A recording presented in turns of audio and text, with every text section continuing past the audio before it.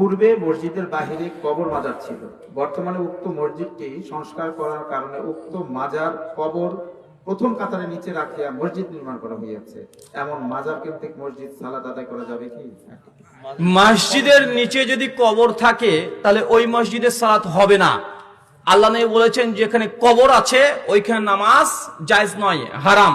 যদি তাই হতো তাহলে মসজিদ আলাদা করে করার দরকার ছিল না। ওই কবরস্থান তো মাটিতে আছে, ওখানে বিম করে দিয়ে উপরে একটা মসজিদ করে নেন না রে ভাই, ফালতু জায়গা নষ্ট করছেন কেন? আল্লাহ নবী বলেছেন কবরের স্থানে নামাজ হবে না, তাই যে মসজিদে কবর আছে মসজিদের সালাত হবে না। শেখ আলবানী রাহিমাহুল্লাহ একটা বই আছে কবর সংলগ্ন স্থানে মসজিদের হুকুম, 64 খানা হাদিস আসার নিয়ে প্রমাণ করেছেন এই মসজিদ নামাজ বৈধ নয়, নামাজ পড়া যাবে না। শুকরিয়া। তাহেরি সহিহ আকীদার নামাজকে লেডিস নামাজ বলেছেন, এই বিষয়ে আপনার মতামত কি? তাহেরি আপনাদের বাংলাদেশের জনপ্রিয় জোকার বক্তা, তাই না? উনি আমাদের নামাজকে বলেছে লেডিস নামাজ, যদিও তাহরিকে দেখতে লেডিজই মনে হয়।